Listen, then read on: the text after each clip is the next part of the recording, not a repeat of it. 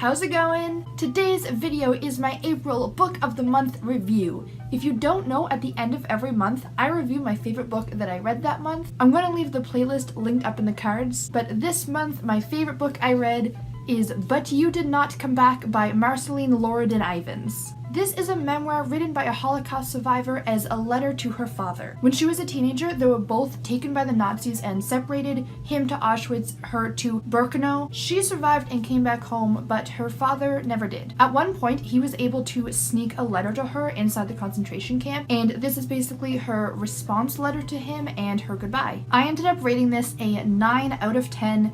It was so emotional and heavy and just heartbreaking. It was beautiful and painful, and the Holocaust was obviously an integral part of the story, but it focused a lot on the rest of her life. It was mostly about her relationship and her love with her father, some reminiscing on the past and just like experiences that they shared, and also her experiences coming back home and trying to move on with her life and just trying to survive life afterwards. She talked a lot about how it was so hard for her to get back to her normal life, and basically just about how her experiences and her father's death just like hung over everything. And she just tells her dad about her life and how she grew up and how much she loved and misses him. And obviously the two main characters were the author and her father, but they do talk about some other people as well. She talks about some friends that she has, some people inside and outside of the concentration camps, and about the rest of her family and kind of how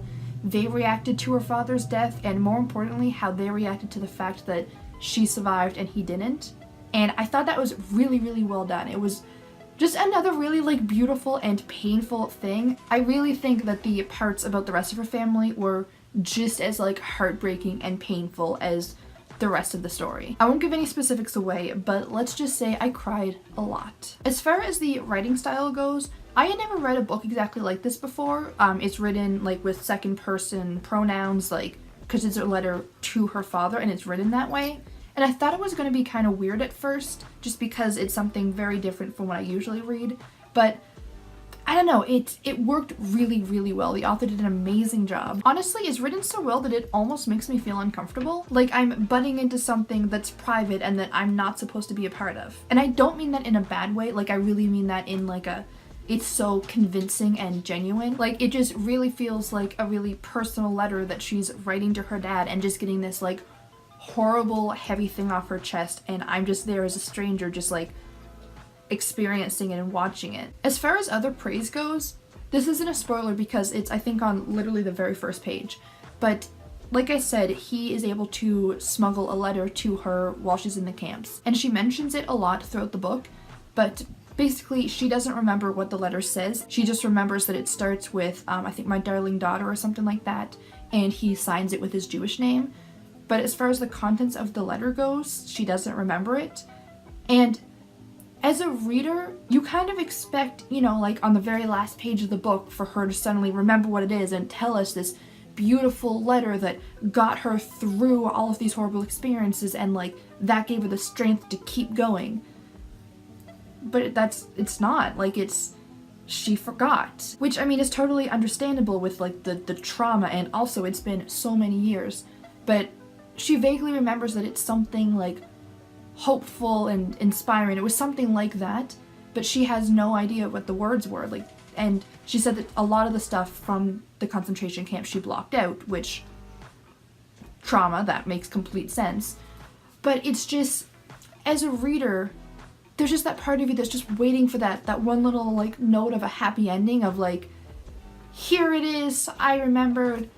And I think the fact that it's not like that is just such a good, strong reminder that this isn't a story. This is her life. This is real. This is, you know, her goodbye letter to her dad about and telling him like, hey, just so you know, I grew up and here's how my life went. And there's a little part of me that really dislikes that she forgot what the letter said, but the bigger part of me loves that, and I just love how genuine it makes it feel and that she stayed true to that. As far as criticism goes, I feel kind of weird criticizing a memoir because it's not my life, it's not my story to tell, and I feel like with fiction work you can say like, oh well, this was a dumb choice, or like I didn't like this plot point, or this character wasn't well developed. Like, I don't know, because it's a memoir, I just feel a little bit weird about it. But if I could change one thing, I would wish that it was longer. It's only 100 pages, and I did read it all in one sitting, so maybe that's why it feels a little bit more rushed than it otherwise would have. And I want to say, like,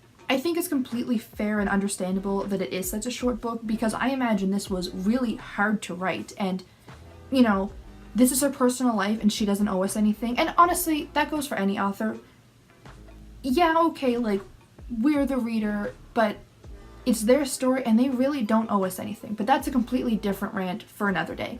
What I'm trying to say is that I'm not saying that this is a bad book because it's only 100 pages. I'm just saying that I wish that she would have maybe spent a little more time on some things, and that there was maybe just a bit more in it. Like, it was almost like we just got like a lot of little tastes of different parts of her life, and I do wish that we could have seen a little bit more. Overall, the strongest aspect of this book by far is just the emotion of it, and just how strongly it tugs at your emotions, how powerful the writing was.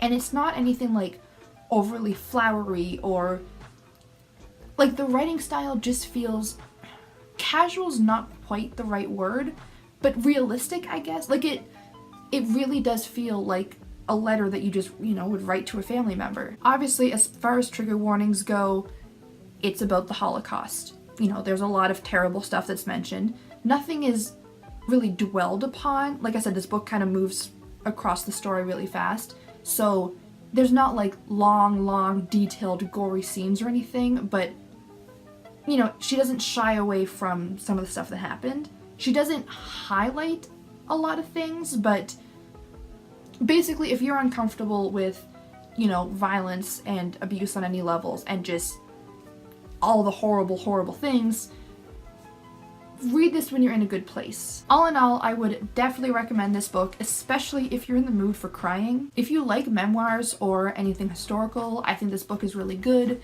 If you like just like something really heavy, and again, it's a really short read, so even if you're on the fence about it, you can read this pretty quickly. Again, like I said, 9 out of 10 stars. Highly recommended this book. If you've read this book, definitely comment down below, because I haven't really seen anybody talking about it. It was published, I think, 2 or 3 years ago, and I just haven't really heard anything about it. So if you've read this, definitely comment down below and let me know. And if you plan to read it, also let me know, because I'd love to talk about it and just hear other people's thoughts on this. But that is all I have to say about that today. I hope you guys enjoyed this video. If you did, don't forget to click the like button to let me know. And if you want to see more reviews like this, I post one every single month.